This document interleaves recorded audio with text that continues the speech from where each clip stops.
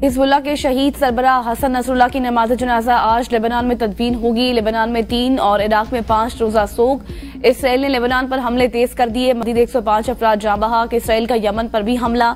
Israel ने दावा किया है कि हसन नसरुल्लाह के साथ हिजबुल्लाह के 20 रहनुमा भी शहीद हुए। हिजबुल्लाह का जंग जारी रखने का ऐलान। कहा, हसन नसरुल्लाह के कत्ल से मज़ाहमत को तक़वियत मिलेगी। हिजबुल्लाह गजा और फलस्तीन की हिमायत जारी रखेगी। ईरान, इराक और लेबनान समेत मुख्तलिफ ममालिक में एहतजाज। तेहरान में हजारों अफराद का एहतजाजी मुजाहरा। हसन नसरुल्लाह के कत्ल का बदला लेने का मुतालबा। हॉलैंड में फलस्तीन और लेबनान के साथ इज़हार यकजहती के लिए नारे।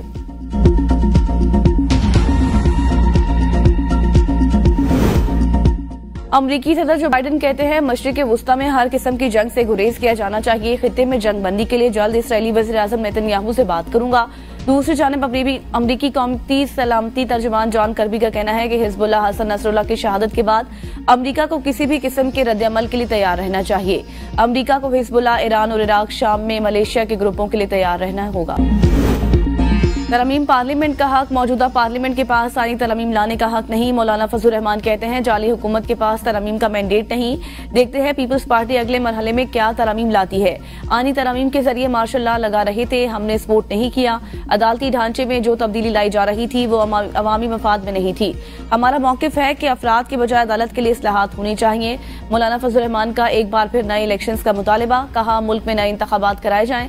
PTI को जल्द से जुलूस से रोकना गैर आईनी। सड़कों पर निकल आए तो ज्यादा खतरनाक होंगे। फाटा इंजमाम के बाद अवाम परेशान।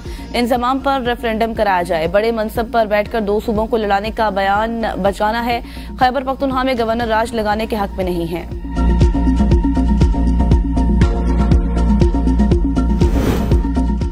पंजाब में इलेक्शन ट्रिब्यूनल्स केस का फैसला आज सुनाया जाएगा। सुप्रीम कोर्ट ने समाअत के बाद फैसला महफूज करते हुए इलेक्शन कमीशन को ट्रिब्यूनल्स बहाल करने की हिदायत की थी।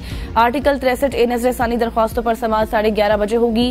चीफ जस्टिस कादी फातिजा की सरबराही में 5 रुकनी बेंच समाअत करेगा। बेंच में justice Munib Akhtar, justice Aminuddin Khan, justice Jamal Khan Bandokhel, justice Mazhar Alam Mian Khel भी शामिल।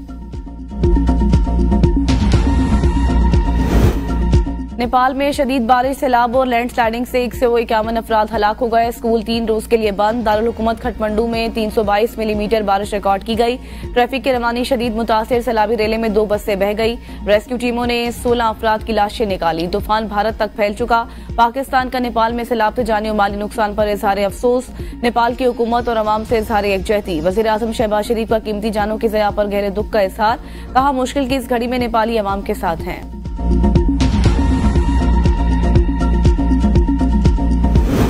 ऑस्ट्रिया आम इंतखाबात। पहली बार इंतहाई दाएं बाजू की जमात कामयाब। एग्जिट पोल्स के मुताबिक फ्रीडम पार्टी ने इंतखाबात में फतह हासिल की।